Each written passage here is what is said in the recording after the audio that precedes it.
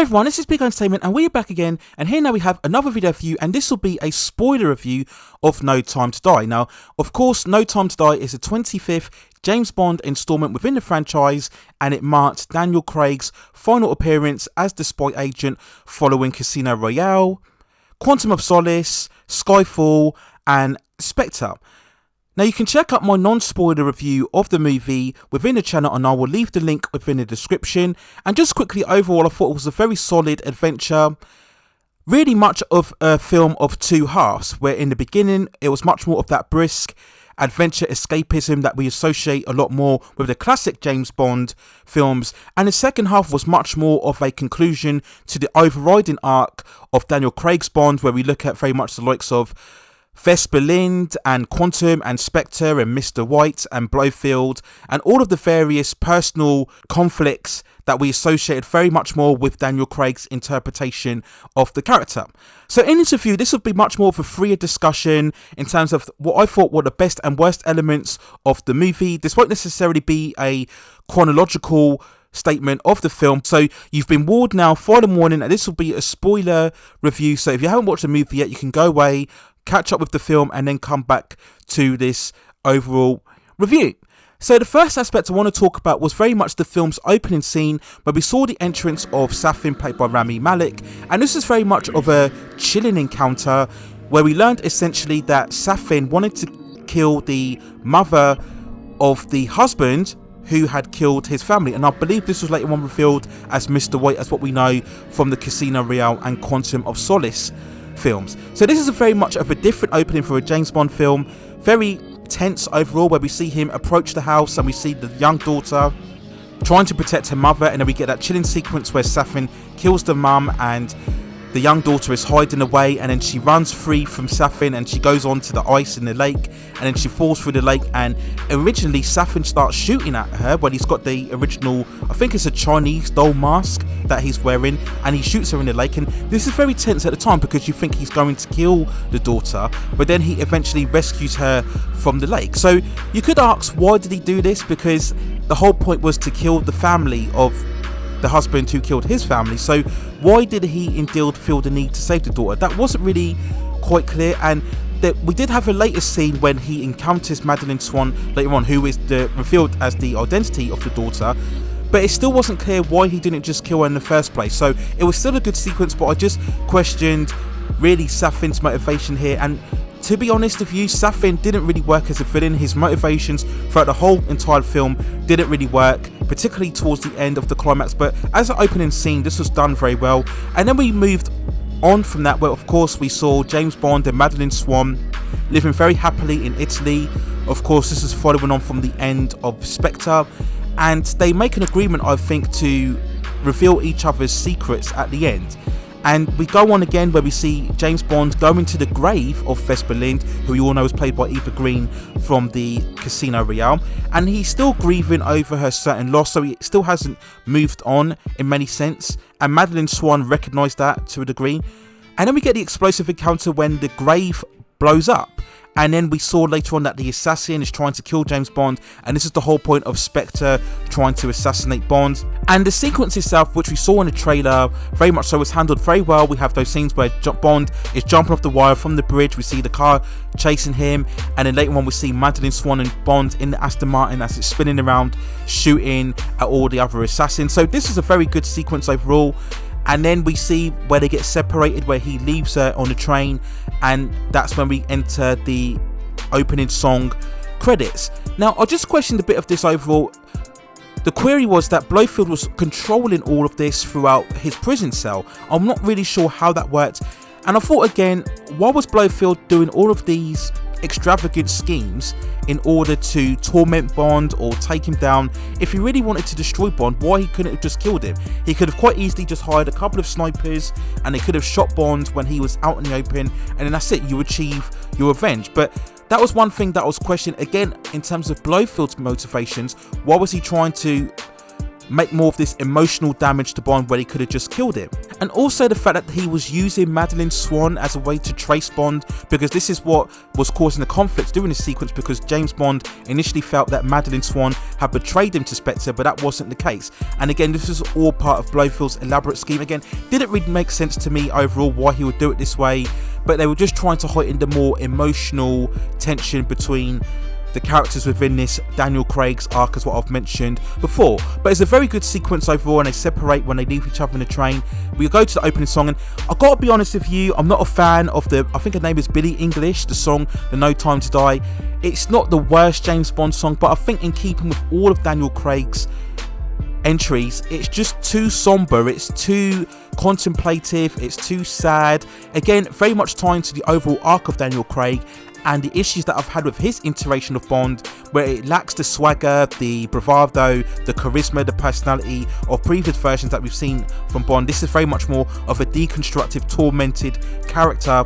Now, some people may like that because they feel it makes the character more relatable and realistic, but I really think it takes away what's special about James Bond, and that's very much reflective in pretty much all of the songs apart from Casino Royale, where we had the You Know My Name by Chris Cornell, sadly departed recently, of course, and that's a real rocking tune. That's a very good, more exciting theme that we associate more with James Bond. But ever since then, we've had, of course, Adele's Skyfall, Sam Smith's The Writing on the Wall, which I liked overall, but along with this and A No Time to Die as well, it's just too somber and it's just not very exciting and doesn't really bring that magic adventure that we associate with Bond. So hopefully when they choose the next theme, they'll go for a much more upbeat and a much more optimistic tone, as what we saw from the classic days of previous entries. We then go on to the next element, and that was the break-in sequence where we saw Safin's group looking to steal the virus weapon, and this was very well staged, where we see them abseiling down the building and they killed a certain scientist and they apprehend I think he was a Russian scientist to help reconfigure the virus, and he was really the kind of third villain that we got. I didn't mind his character as such. He was much more of a weasel. He always seemed to get his way out of trouble up until the very end, of course. But yeah, this was a very well staged sequence, lots of tension, very good explosive effects at the end, and again, the cinematography, as I mentioned in my non-spoiler review, right throughout this film, it looked fantastic, and I like these opening scenes in terms of the stealing of the virus weapon. Now, throughout this film, we did get various callbacks to classic Bond entries, in particularly on Her Majesty's Secret Service, in terms of both the musical theme and certain quotes. We had the beginning opening line when Bond quotes the "We have all the time in the world," which is of course the Louis Armstrong, and I think they did this because On Her Majesty's Secret Service is probably the only Bond film that has much more of a tragic ending. Spoilers if you haven't seen it, but at the end it results in George Lazenby's James Bond getting married to Diana Rigg, and then she gets killed at the end, and that's when he says they have all the time in the world. And that's very much in keeping with the overall tone of this Daniel Craig series of films, where it's much more of an emotional tragedy. So they really wanted to riff off a lot of the On Her Majesty's Secret Service to build up the tragic climax of the final entry of Daniel Craig's run as James Bond. So that was very good as well, and I liked Hans Zimmer's music throughout this film. We got various callbacks to likes of Dr. No and From Russia with Love as well, so that's good as well. I liked that you're trying to just pay respect and homage to the previous entries, but you're not overdoing it. It didn't become a fan service gimmick throughout the film. And there were also hints of other entries, in particular of Moonraker, and this is at the later stage of the film when Safin reveals the Poison Garden. And if you look at the overall design of the Poison Garden, it was very similar to the base that we saw within Moonraker, if you remember.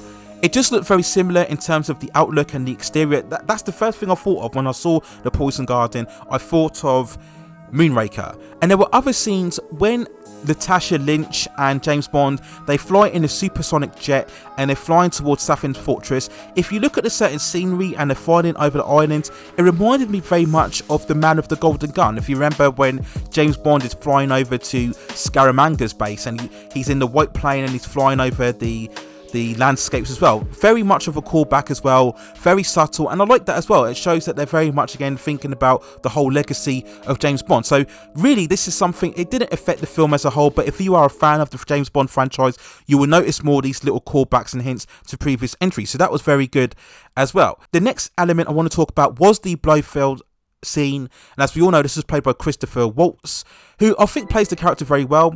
But in terms of Blofield's involvement in this film, again, it just strained credibility, the fact that he was in the prison cell but he was able to orchestrate all of these events, in particular the revenge play against James Bond. So I already mentioned the orchestration of making James Bond believe that Madeleine set him up, and then later on when James Bond is on the hunt for the scientists with the virus, and this is when of course we saw the entrance of Ana de Armas as Paloma as well, in one of the more brisker scenes throughout the film. And then we see that Bond is surrounded by the crowd of Spectre agents, and the whole point was that they were meant to surround him and then shoot him at the end, all in front of Spectre. Now of course that didn't turn out to be the case, because the scientists reconfigured the virus so that when they dropped the virus it killed just the Spectre agents. Now our question is, because are you telling me that all of the Spectre, which is meant to be this really huge, mysterious, encompassing organization, right, they're meant to be all over the place, you don't know how many there are, but they're hugely influential throughout, that's the whole point of Spectre. But you mean to tell me that all the Spectre were in all of that building, all of the members, and you just kill them off all like that? That's the end of Spectre. That was very hard to believe, and I think it really took away a lot of the menace and the influence of Spectre as a group. The fact that they could just be all taken out within that one singular location, that didn't make any sense to me overall. But again, this is very much of a brisk encounter. It was very well staged, and then we followed on to one of the best elements, I think, of the film, where we saw Paloma and James Bond fighting off all of the other assassins, and also Lasasha Lynch come very much involved as 007 when they were trying to get the scientists. So this is very good, well executed sequence. And we had the henchman, if you like, of the group in that Cyclops individual. He had that metallic eye or robotic eye throughout the film. He was okay, maybe not special. I wouldn't definitely put him in the hierarchy of the greatest ever Bond henchman when we look at the likes of Oddjob and Jaws as well. He was nowhere near on that level. But again, just the whole Bloodfield scene itself was just overblown and protracted and too much over the top. Again, if we look at the current story, did we really need to hook back with Bloodfield? Because we should have really concentrated a lot more on Safin. Now, of course, the whole story was that Safin wanted to get revenge and kill Bloodfield as well, because Bloodfield was part of Spectre, who hired Mr. White in order to take out his parents. Now, if we're being honest here, if we wanted to make this film far more leaner, we could have just forgetted about the Bloodfield element, right? We could have just kept it to the fact that Safin wanted to get revenge on Mr. White. We didn't need Bloodfield. But again, this is wanting to wrap up all of the plot elements in terms of this overriding arc in terms of Daniel Craig.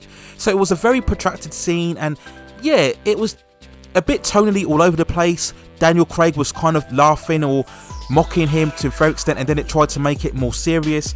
And of course we had the concluding result of Bloodfield being killed, because in the earlier scene, Safin had met up with Madeleine Swan and set her the goal of killing Bloodfield, because he wasn't able to get to Bloodfield because he was in prison within the MI6 headquarters. So he infected Madeleine with the virus, and the whole point was Madeleine was going to talk to Bloodfield, touch him, and then because they've got the same DNA, that's when would make the virus kill Bloodfield. But it worked out that Madeleine had met up with James Bond, infected James Bond with the virus, and then when James Bond grabbed Bloodfield, then he infected him with the virus. So that's how Safin killed Bloodfield. And in terms of the virus itself, I never quite understood the device. So essentially it's built so it can kill the person with the same DNA, and that's how it can specify certain targets. This is the whole reason why it was built in the first place. If you remember the discussions between James Bond and M, the whole point of the virus was that it was a way of taking out certain targets, because in these current times it's a lot more difficult to identify certain targets, because now it's far more sophisticated in how people can hide their identity. So if you tie the virus to certain people's DNA, it's a lot easier to take them out without having to take out other people who were innocent bystanders. That was the whole point of it. Didn't really make sense. It was a bit similar to what we had in Black Widow, if you remember. It was certain virus and it could only attack certain people. Just didn't make sense to me. The Bloodfield scene was protracted too long, but then he dies, and then we go back to Safin, and again, his whole motivation. The issue that I had was that he achieved his goal. The whole point was he was meant to kill Mr. White, which he did, and then he was meant to kill Bloodfield, which he did. So his goal is complete. Why does he want to carry on? What's the point of his motivation? You've achieved your vengeance. Why do you want to take this virus and spread it out all over the world? It makes no sense. What benefit does Safin get out of killing the whole world with this virus? It just didn't make any sense.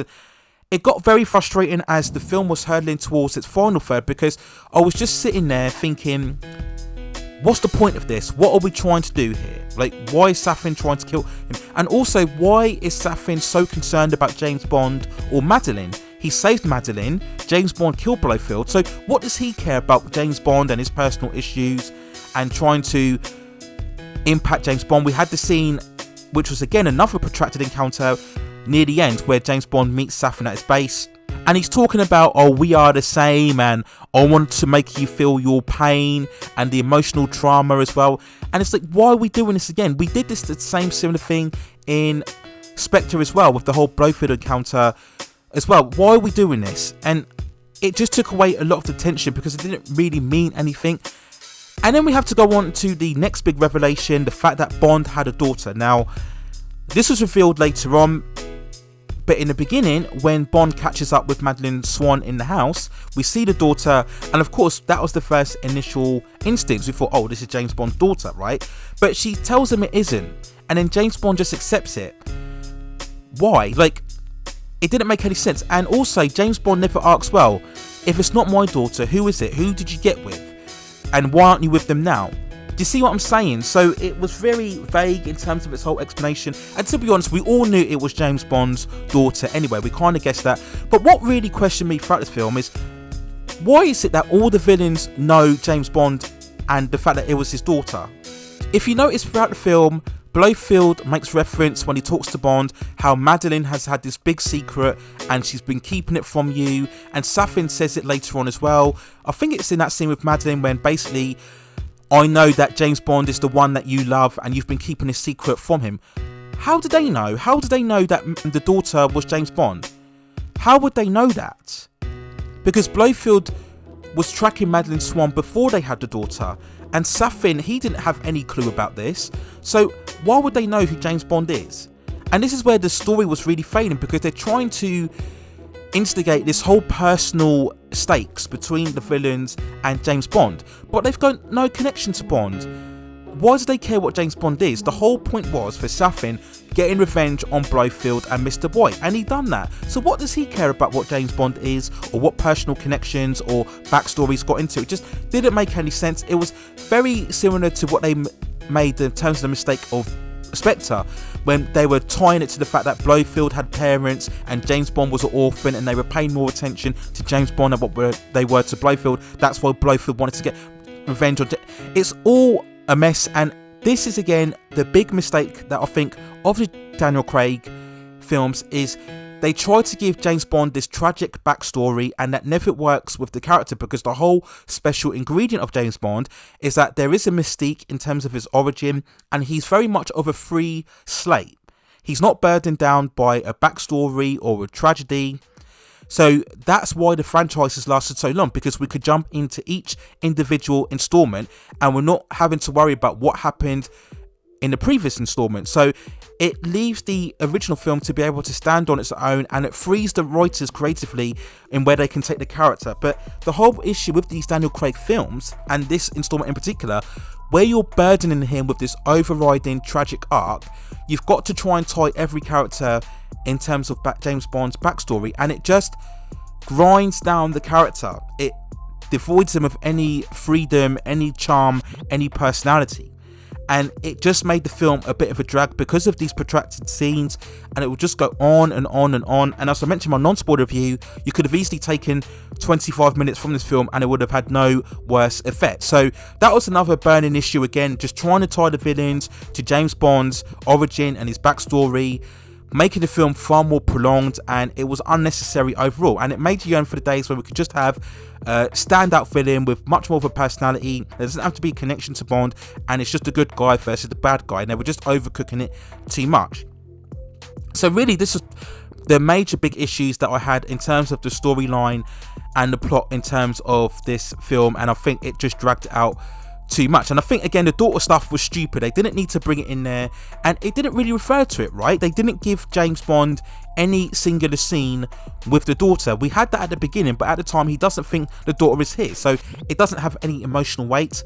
And then at the end, when they're at the base and they're escaping and he knows it's his daughter, because they're having to dodge all of the assassins, James Bond doesn't have any time to reflect to it. So when he separates them at the near end, when they escape the base, they wanted to have this very tragic element, but I just don't think it didn't work. Now, I think the best way to do it would have been to have them escape the base, and then James Bond has a choice to make. He can either go off into the sunset with Madeleine and his daughter, or he can stay as a MI6 agent.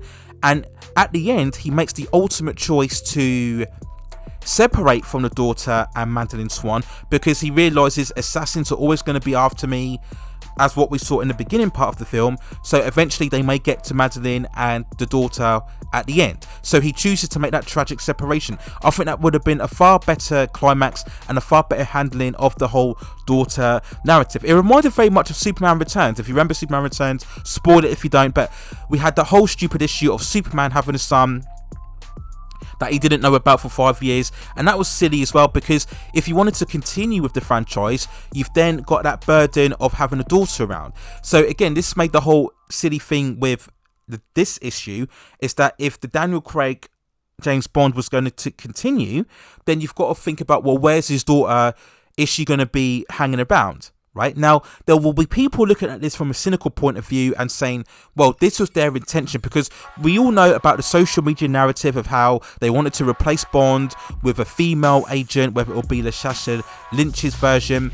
And there are going to be some people who are going to look at this and say, well, this was their initial plan. The whole plan was to have Bond exit at the end, and then he can have a daughter, and then we'll probably have a time jump, and then at the end she'll grow up to be the next female agent.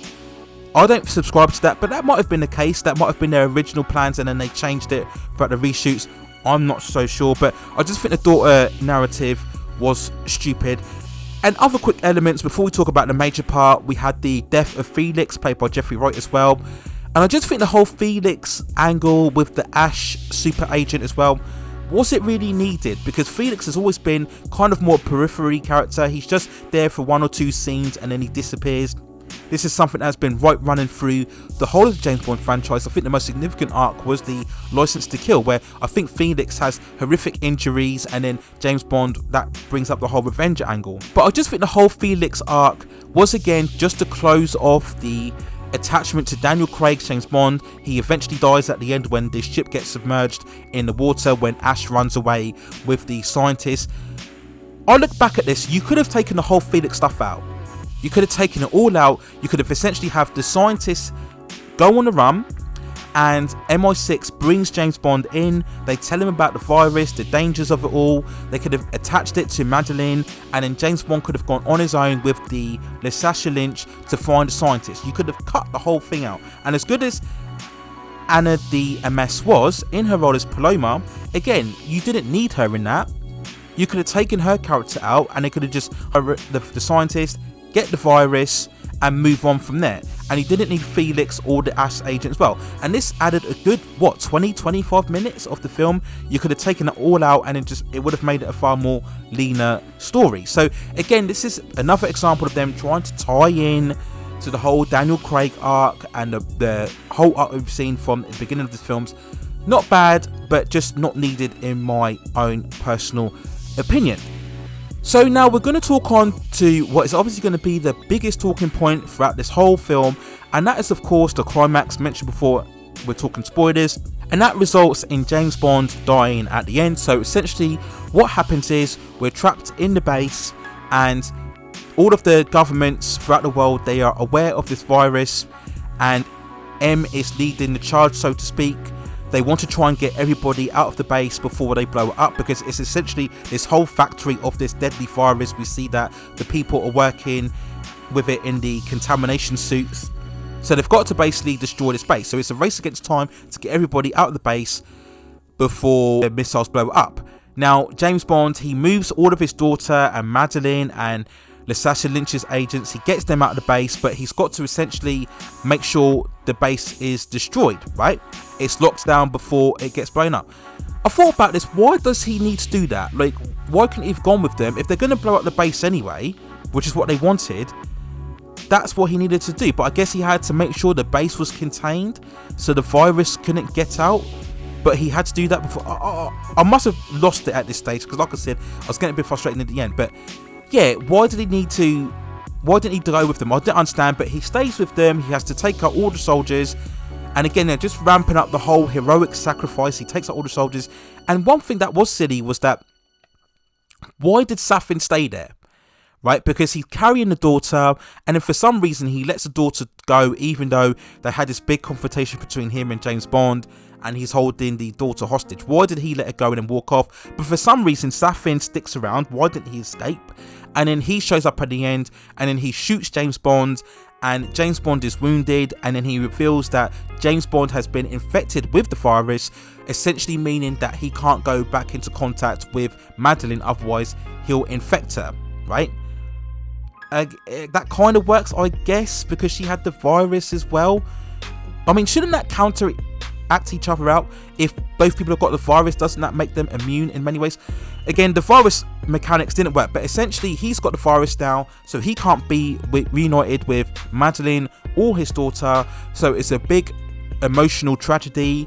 James Bond comes to the roof or the opening of the island. He can't get off the island, so he has a last minute phone call to Madeline, and it's this big all emotional final conversation, and they were really ramping it up. And then at the end, the missiles come in and they do the airstrike, and James Bond blows up in the island, so the virus is destroyed along with James Bond, and that's when James Bond dies. And then at the end, they have this last remembrance drink to him. The agents, it's Bunny Penny, Lasasha Lynch, Q as well.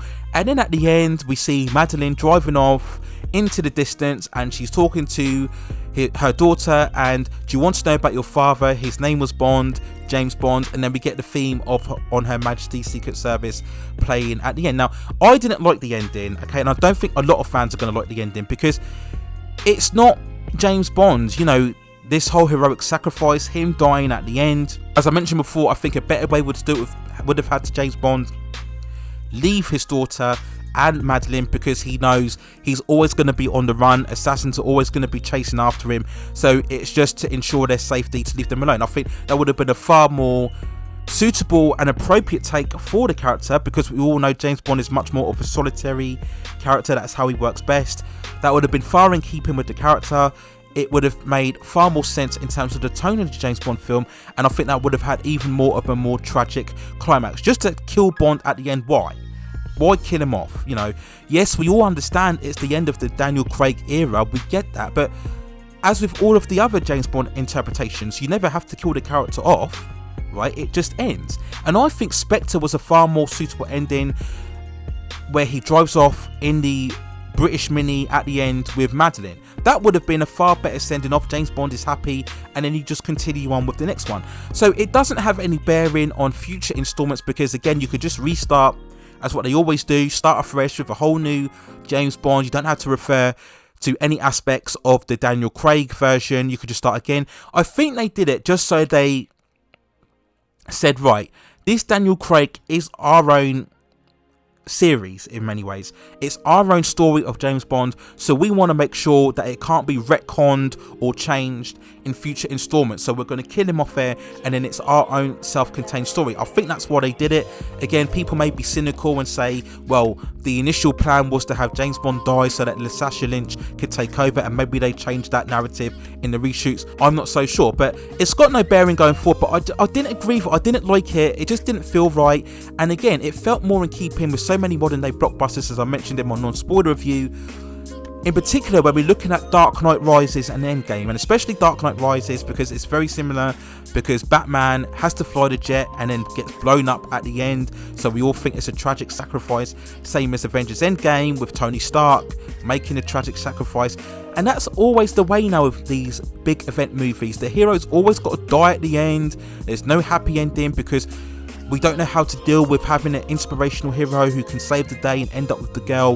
That's deemed too boring now by audiences. It's not relatable enough. We've always got to have this deconstructive ending and tragedy to the heroes. I don't like that, and it's very much not in keeping with James Bond either. That's not the way James Bond should be, and I just didn't like the ending overall. I just felt it could have been done far more better, and like I said, it's just a way to close out the Daniel Craig saga, and it was just out of keeping with James Bond. So in particular, I've read a couple of spoilers reviews and a lot of fans didn't like it, and I'll wait and see when the film opens out in America as well to see what the reactions are when more people find about the climax, whether they agree with it or whether they feel indifferent.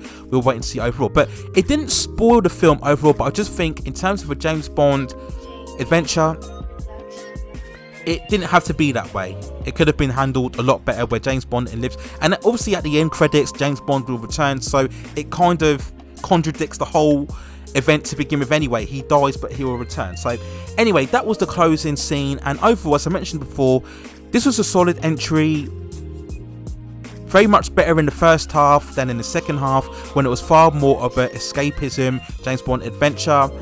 It was well put together, the scenery and cinematography fantastic, the action sequences were handled very well, very coherent, much better than the hyper-edited style of Quantum of Solace. Daniel Craig performed very well, as did all of the characters, all of the actors involved, nothing wrong with that. But just a couple of big issues in terms of the overriding arc, trying to tie it into previous entries. Both of the villains, whether it be Safin or Bloodfield, were very weak. Too many protracted scenes.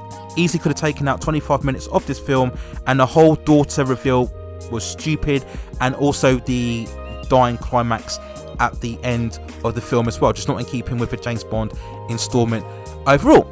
So those are my overall thoughts and feelings in my spoiler review of No Time to Die. Let me know what you think in the comments below. What were the elements that stood out for you more? How do you feel about the film's climax?